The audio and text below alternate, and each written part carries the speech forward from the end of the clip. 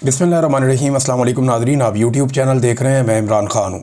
नाज़रीन, सबसे पहले मैनचेस्टर में जो प्रोग्राम हमने किया उसके लिए आप सब लोगों का बहुत शुक्रिया। लोग बहुत बड़ी तादाद में आए और इससे कम से कम हमें इस बात का हौसला मिला कि हम यहाँ से आगे बढ़ सकते हैं और जो रिलीफ़ का काम है वो शुरू कर सकते हैं। ये एक बड़ा अच्छा आगाज़ है और जितनी बड़ी तादाद में ख़वातीन व हज़रात आए, मैं ये तवक्को नहीं कर रहा था। इससे हमें बड़ा हौसला मिला है। और अभी जो नेक्स्ट प्रोग्राम है वो हमारा ब्रेडफोर्ड में है।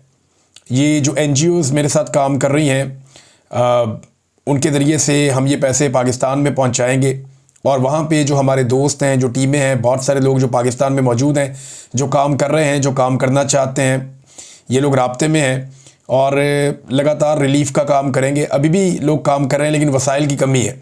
जब हम वसाइल मुहैया करेंगे तो ये खुलकर ज़्यादा बड़े पैमाने पर काम कर पाएंगे।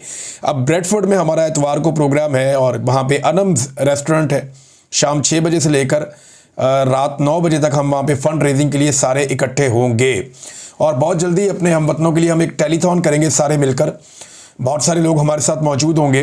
ये 2-3 दिन हम करेंगे टेलीथॉन क्योंकि बहुत सारे लोग अकाउंट्स की तफसीलात मांग रहे हैं और ये जो अकाउंट जिन पे हम फ़ंड कलेक्शन करवा रहे हैं कुछ NGOs के लिए, ये मौजूद हैं। यहाँ पे आप मेरी स्क्रीन पे भी देख सकते हैं। तो यहाँ पे आप फंडिंग कर सकते हैं और ये फंडिंग जो है वो पाकिस्तान में सैलाब मुतासरीन के मकसद के लिए है और वहीं पे इस्तेमाल होगी। जो चीज़ें अभी तक हमें पता चली हैं वहाँ पे लोगों को चाहिए। हम आपसे अपील भी करेंगे जो लोग पाकिस्तान में मौजूद हैं वो चीज़ें मुहैया करें।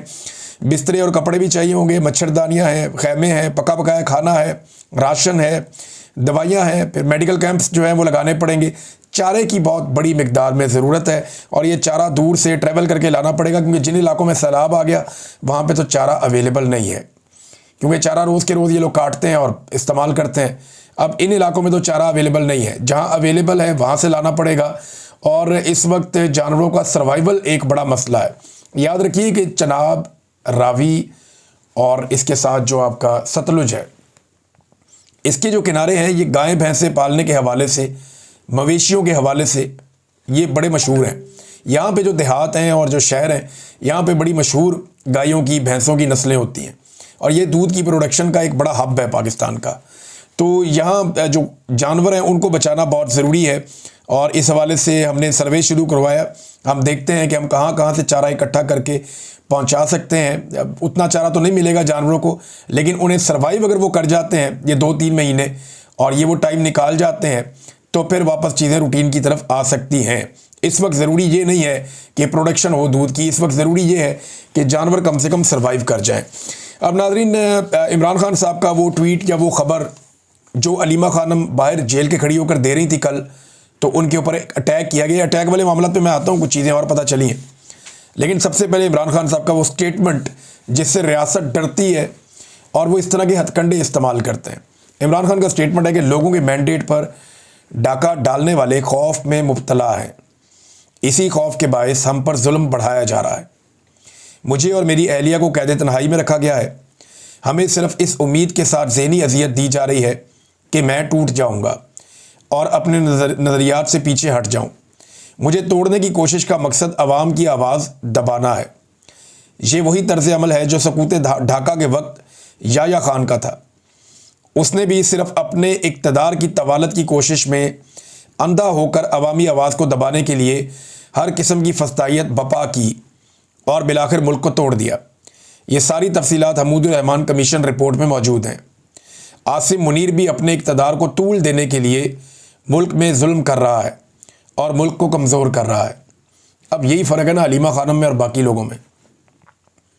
बाकी लोग जेल में इमरान खान से बाहर निकल कर आते हैं, पूरे ट्वीट के अंदर कहीं पे फील्ड मार्शल आसिम मुनीर साहब का नाम नहीं होता। अलीमा खानम जेल से निकल कर आती हैं तो आसिम मुनीर का भी नाम होता है और उनके साथ नत्थी करके याया खान का नाम भी होता है। तो एस्टेब्लिशमेंट को ये प्रॉब्लम तो अलीमा खानम से है। 1971 और मौजूदा दौर में बहरहाल फ़र्क सिर्फ ये है कि आज अवाम बाशऊर है।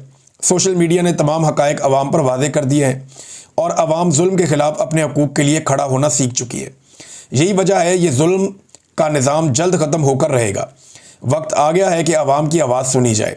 मुल्क में सैलाब की वजह से हर जानिब तबाही है। पाकिस्तान की मईशत पहले ही तबाह हाल है।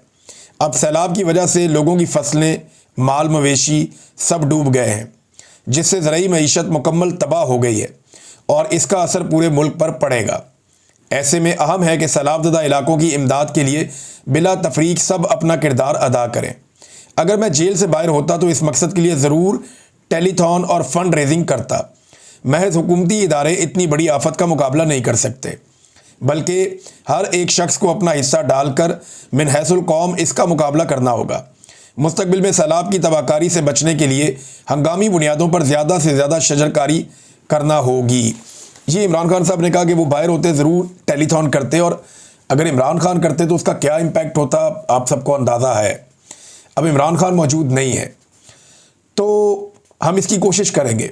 بہت سارے ایسے لوگ جو عمران خان صاحب کے ساتھ فنڈ ریزنگ کرتے رہے، ان سے ہم درخواست کریں گے کہ وہ ہمارے ساتھ شامل ہوں اور وہ ہماری مدد کریں۔ ہم ہر پولیٹیکل پارٹی کو یہ دعوت دیتے ہیں، جو بھی اس کے اندر آنا چاہتا ہے، جو بھی ہمارا ساتھ دینا چاہتا ہے وہ آ جائے، ہم کسی کو منع نہیں کریں گے۔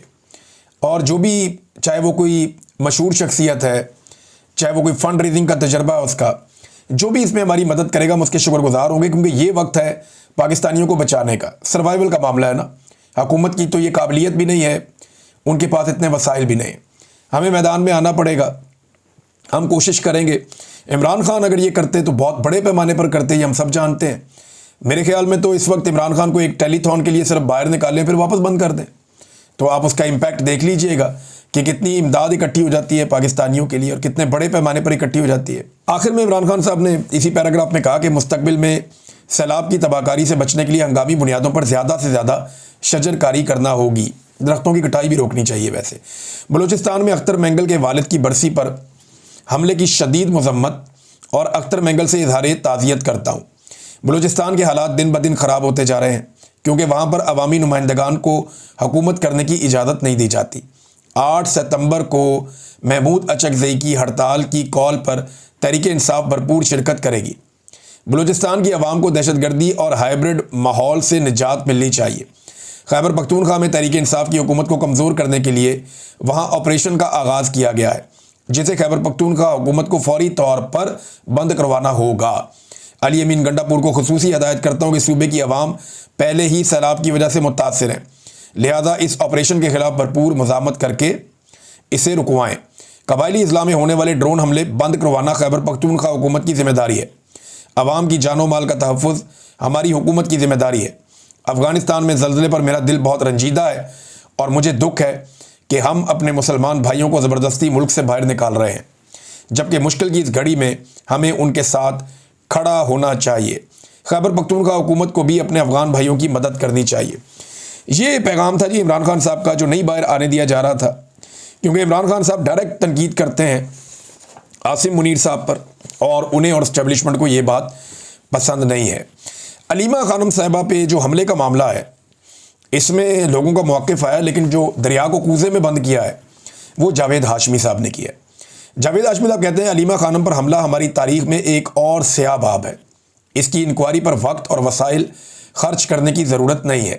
عسکری قیادت یا فوجی قیادت اپنے ہی گریبان میں جھانکے تو مجرم مل جائے گا۔ یہ جناب جاوید ہاشمی صاحب نے دریا کو کوزے میں بند کیا۔